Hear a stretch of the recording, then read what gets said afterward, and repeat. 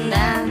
Ah benim o mühürlü dilime hiçbir iltifat gitmezdi ama ne gelse giderdi hoşuma, öyle